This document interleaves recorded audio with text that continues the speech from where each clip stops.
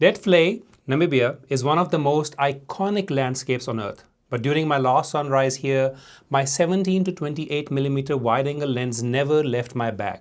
Today, I'm showing you why a telephoto lens is actually the secret to capturing this wall of sand and the one tripod mistake that can break your composition. We are in a 700-year-old graveyard of camel thorn trees.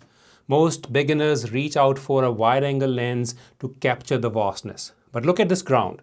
It's just dried mud. There are no patterns or leading lines to anchor a wide-angle lens. If I go wide, the skeletal trees look tiny and lost against the dunes. I started with a telephoto lens. This allowed me to stand in one spot and hunt for the light in every direction in this vast place as the sun rose. But the real magic is lens compression. At 70 or 200 mils, those distant dunes stop looking like hills and transform into a massive, towering wall of red sand right behind the trees. Let's talk about composition. You have to compose it in a way that the trees are separated and you can admire every branch, every tree, and they are not intertwined into each other. Otherwise, the composition will become quite chaotic. And look at my composition. Everything is there but separated. That's the beauty of it. Even the tree that you see here is actually, this tree is separated out. So if I zoom in, out, this is how it looks.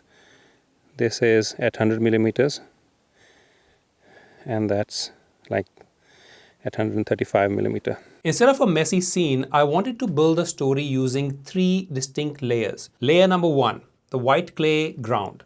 Layer number 2, the black skeletal tree and the human element.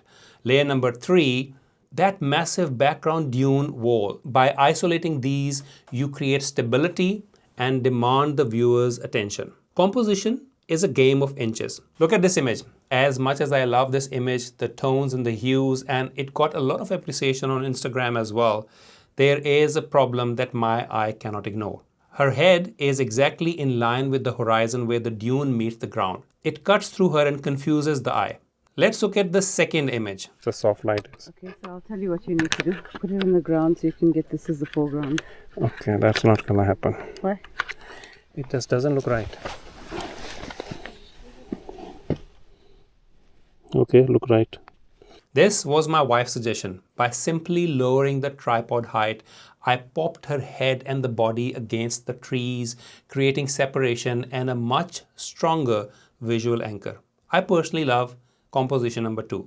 And here is a tip about adding a human element to your images. Image number 1, there is no human element. I love the image because the composition has these trees that are not overlapping. They are separated from each other and they are distinct, making it a beautiful pattern. However, without me standing there, the brain has no way to grasp the Big Daddy dune, one of the biggest in the world. A human element provides an immediate yardstick for the viewer to understand the sheer majesty of the Namib brand and the desert. You don't have to add a human element, but if you do, it must always be with intention to show the scale. For these images, I shot between f9 and f11 to ensure every branch is sharp. In post-processing, I also used a graduated filter to mimic glow from the top left. Have a look at the image of before adding this glow and after adding this glow. It just pops the image. So do not be afraid of adding a little bit of haze. I also used tone curves to selectively add contrast to each layer of my composition, making the sand and wood look crispy instead of using some autumn effect to make the image soft and glowy. If you are an absolute beginner in photography, I've got you covered. There is a link in the description below. Click on it, see what I have to offer, my beginner photography course. And if you like it, I'll see you there. Now let's talk about the focusing issue. Have a look at this image. As I zoom in, you will notice that the tree is soft. So what did I do? You can use Topaz or any other software, but I use Adobe Photoshop and they have integration with Topaz. I brought the image into Photoshop, used the Topaz AI Sharpen, and voila, the image is fixed, rescued. Post-processing is crucial to fix your mistakes when you are rushing around like a mad chicken or a mad duck. So folks, landscape photography isn't about fitting everything in. It's about excluding what doesn't matter so the story can finally speak. And that's why you invest in a wide angle lens or a telephoto or a mid-range lens to tell your story in the best possible way. If you have reached this far, this is Muji from sunny South Africa. High five in the comments below because you have reached to the end of the video. And tell me if you are ready to leave your wide angle lens in the bag. I make weekly tutorials, so please subscribe, like this video, do all the nice things so that we stay in touch. I will see you in the next one.